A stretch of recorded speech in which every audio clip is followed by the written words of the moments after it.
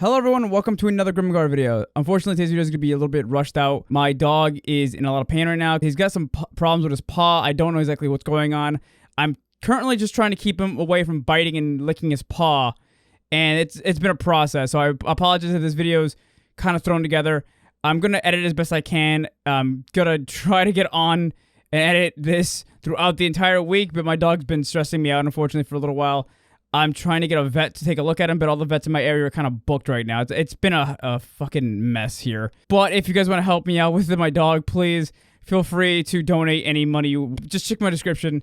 There's PayPal, there's Cash App. I know I don't usually do this, and I hate asking for money, but we're in a pickle right now. So just a FYI, you can also tip us here on YouTube if that helps. It makes it easier for you. So yeah, let's get started on today's video then. Today we're talking about the Hunters Guild. Out of all the classes in Grimgar, the Hunter's probably the class that gets multi-classed into the most. And by that I mean when you quit one guild and move to another guild and learn skills from that guild while retaining skills from other guilds. There are a lot of hunters in the entire story, and there's a lot of people who are multi-class from other classes into hunters because of how incredibly useful their skills are. The hunter class is probably the best just for surviving because you can learn to cook, hunt, tame animals. You can do a whole bunch of stuff with this class. It's very, very well-rounded, and they have long-range and close-range viability in combat. Just like past videos, I'm going to talk about the guild's history, then I'm going to talk about the class's usefulness in a party, their armor, weapons, and then I'll talk about their skills, and I'll put some fun facts at the end of the video. I'm also going to talk about the way that the class is looked at by other people in Alterna, which, for the most part, it seems to be the most meh, they're a hunter, okay, kind of class. Like, they don't really care. The hunter doesn't have a really, like, good reputation or really bad reputation. They're kind of, like, just neutral. The Hunters Guild is primarily a guild that is focused on tracking, survivability, bows, machetes, short and light weapons, and it's very useful at most ranges and is really good for putting pressure on enemies. The Hunters Guild also worships the white god Al-Hit, which is described to be a giant white wolf. Hunters, as a form of ritual, always gives a piece of their meal to their god. Al-Hit is described to be a very forgiving and pretty much a very chilled out god. Yumi goes out of its way to call Al-Hit Al-Hit-kun, which is a very relaxed and laid back term of endearment in Japanese culture, which is something you wouldn't normally call a god. You would call him like Sama or something along those lines, which refers to calling him like Lord, essentially. Like, you should be calling him Lord Al-Hit, like Ranta calls his god Lord Skullhell. But instead, she calls him Kun, referring to like more of a friendly relationship. And from what we can tell, Al-Hit does not really give a shit. Matter of fact, Al-Hit actually shows up in Yume's dreams quite a lot. Out of all the gods that have been talked about in the light novel, Al-Hit is probably my favorite due to the fact that it's very chilled out and relaxed and doesn't put pressure on his followers. It's just a chilled out giant wolf that wants you to hang out with it and pet it, honestly. The members of the Hunters Guild are, as far as we are aware, Ishikushima, which is basically Yume's father-teacher thing, who is probably the most likable character out of all the hunters, I think. Like, he's really chilled out and I like him. Unless you're Ranta, then he kind of wants to shoot you in the face. Yume, obviously. Kuzuuka. I can't read that name. I hate that name so much. Also, he's probably the only person in this group that doesn't have a picture, which annoys the shit out of me. Uyori, who is a cunt. You shut the fuck up! I hope you die in a fire! He's the guy that wears the eye patch and the tokis. I just don't like this character. Unjo and Jesse became a hunter when he wanted to abandon the life of a volunteer soldier and go live off in the woods. And one former member who is also still really good with a bow, Kuru. The hunters primarily focus on long-range combat, shooting arrows at people and actually helping back up the front lines. However, they're actually really, really good at close range as well, especially Yume. Get trained with machetes and short swords, and actually Yume at one point gets a katana too. All of their abilities are also very flexible and primarily have a weapon that is necessary for that ability to work properly, but you can still use certain attacks with other sword types. For example, Brush Clear is an ability that Yume actually uses with a machete, but you can also see her using it with a katana as well. Hunters in a party are usually the ones that are there to help keep everyone alive while going around scavenging for food and for places to live. This is why having one hunter in your party is so necessary, especially if you're traveling around the world. Hunters can spot out poison plants, deadly animals, they can hear better, they can see better. They're basically trained to push their senses very far out, just like thieves, except unlike the Thieves Guild, who primarily focus on enhancing their senses to a supernatural level where they can sense things around them, the hunters push their natural abilities to the utmost limit, and they can hear and see way better than everyone else. However, they can't really sense things that others like Hadahiro can. Hadahiro can sense people behind him, while Yume can hear people behind her, I guess is the way to explain the difference. Hunters also wear anything from very light armor to really heavy leather armor.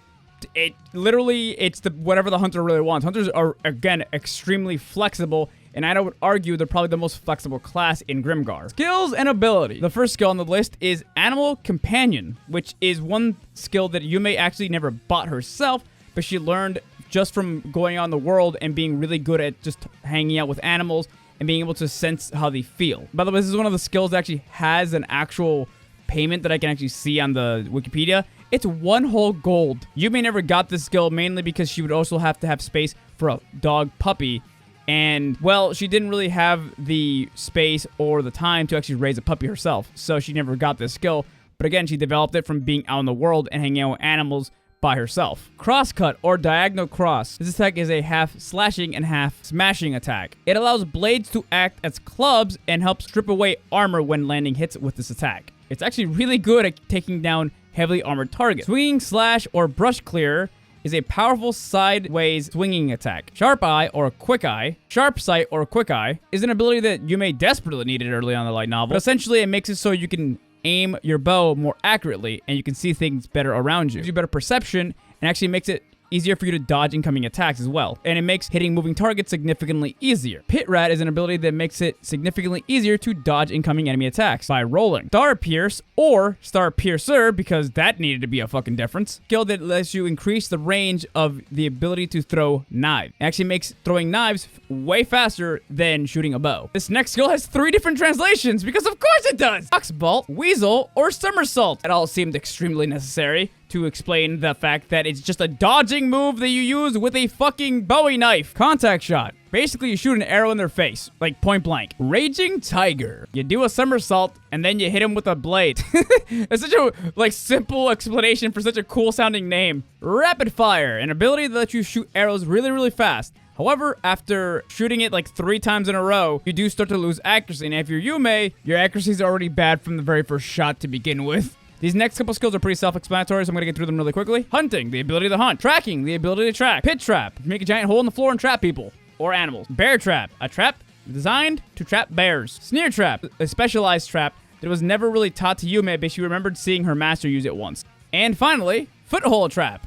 You just basically make a hole and you trap someone's foot and possibly can cause damage to their foot because there's probably spikes under the hole. Possibly the most desperate move that Yume has, Narrow Spear.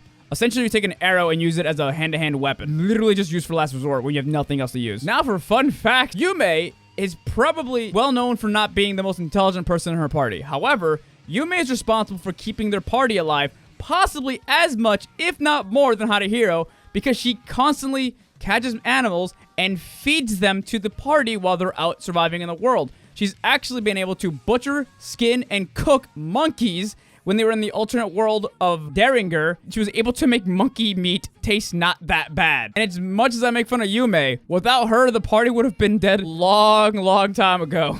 Honestly, if you're someone who is going into Grimgar and you have enough knowledge to know that you need survival skills, just max out an entire guild, warrior or thief guild, something. Just max out all the skills you can get in those guilds specifically, and then just be a hunter.